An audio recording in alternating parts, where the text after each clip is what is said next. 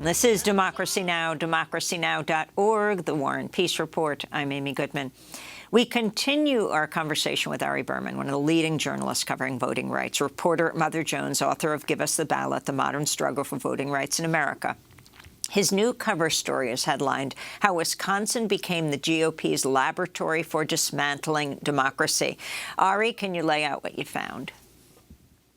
Yeah, absolutely, Amy, and thank you for having me on to discuss this. So really, Wisconsin is a case study for how Republicans are dismantling democracy in real time right now, but also it's a project that dates back over a decade where Republicans have tried to create a situation where their majorities are voter proof, that they control the state no matter what happens politically. So first, it was the election of Scott Walker in 2011 and the union busting, the voter suppression, the dismantling of the state's campaign finance system. Then it was the extreme gerrymandering that has basically put Republicans in control of the state legislature for the past decade. They passed the most gerrymandered maps in the country in 2011. Last year in 2021, they passed even more gerrymandered maps. Now Republicans in the state legislature are on the verge of a supermajority in the state, which would allow them to be able to override the veto of Democratic Governor Tony Evers if he's reelected. And what we have in Wisconsin is a paradox. It's a 50-50 swing state, but in the state legislature, they're on the verge of a 2/3 Republican supermajority, meaning that the legislature is completely out of step with the rest of the state.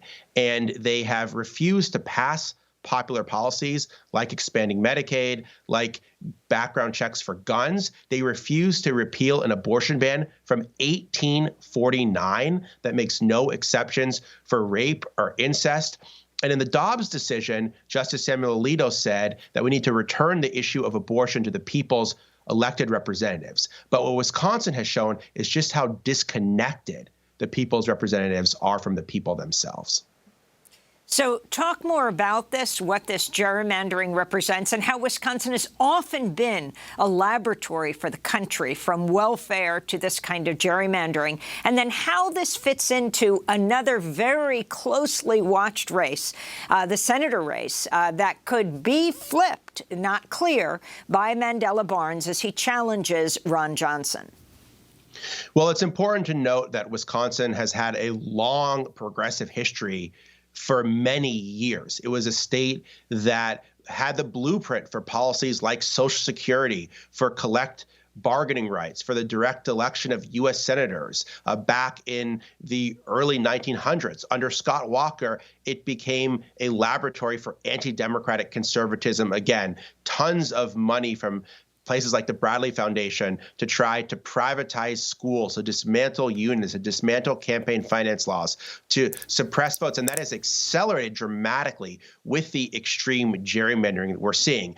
Basically, what Republicans can do in Wisconsin is they can nullify the will of the voters. They don't have to pass popular policies. They can do extreme things, and they feel like there's no accountability. And routinely, Democrats get more votes than Republicans, but Republicans have these huge majorities in the state legislature. In 2018, for example, Democrats won all 5 statewide elections in Wisconsin, including for governor. They got 53% of the vote for the state assembly, but Democrats only got 36% of seats. And so right now, there's a competitive race for governor, there's a competitive race for the U.S. Senate, but Republicans could be on the verge of getting 2/3 majorities in the legislature. And that's a really scary situation for democracy, because what that means is that essentially the heavily gerrymandered legislature, which has no accountability, could be in charge of running elections in the state. And that poses a grave danger to fair elections in 2024. So you've written about what the Republican plan is for one-party rule this year. Explain. Well, basically, what Republicans want to do is they want to take control in 2022 in key swing states like Wisconsin so that Trump's coup will succeed in 2024. You'll remember that Trump asked Republican state legislatures in places like Wisconsin to overturn the will of the voters. They didn't do that because in some cases they don't have the power to do that. In Wisconsin, the governor certifies the presidential election.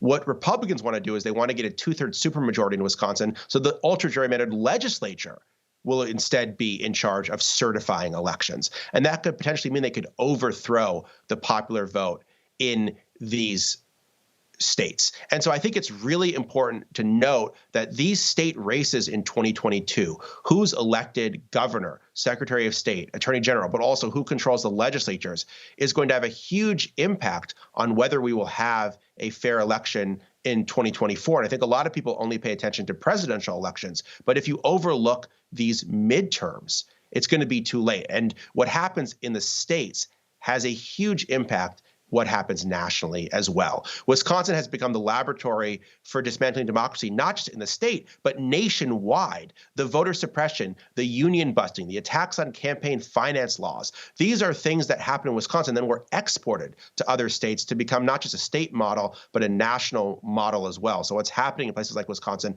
affects not just Wisconsin, but the whole country as well. Finally, of course, talking about Mandela Barnes, the lieutenant governor, could become Wisconsin's first black U.S. senator if he defeats Republican incumbent Ron Johnson in November. During the protests in Kenosha, Wisconsin in 2020, we spoke to Barnes and asked him what's being done at the state level around police reform.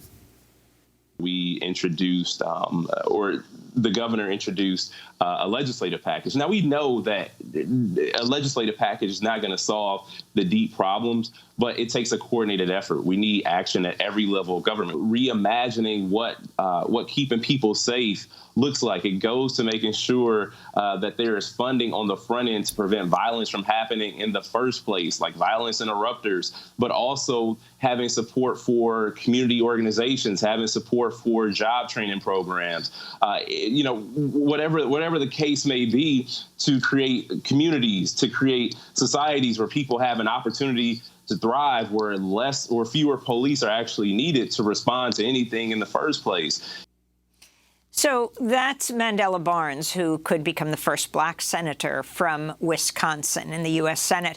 But if you could comment overall on this race as you traveled through Wisconsin and what else you're looking at in this pivotal election year. Well, first off, Amy, I think it's important to note that criminal justice reform was very popular in Wisconsin. It was introduced before the legislature, and the heavily gerrymandered legislature took no action on it. So the lack of criminal justice reform in Wisconsin is also a victim of gerrymandering. But Republicans are absolutely hammering Mandela Barnes on defund the police. When I was there were ads over and over by Ron Johnson's campaign saying Mandela Barnes wanted to defund the police. That's not true. They've twisted his words. But I think the idea is that they're trying to make the election of the first black senator in Wisconsin seem like something that's scary and dangerous, and that's going to lead to more crime. So I think they're absolutely running a very racist campaign against Mandela Barnes there by Ron Johnson. I think it is hurting Mandela Barnes, and he has a difficult time to become a U.S. senator to try to counteract these attacks. But it's a very, very close state. And so what I'm looking at is not just the U.S. Senate. I'm looking at whether Tony Evers, the Democratic governor, will get reelected, and I'm looking at whether Republicans will get supermajorities in the legislature or not.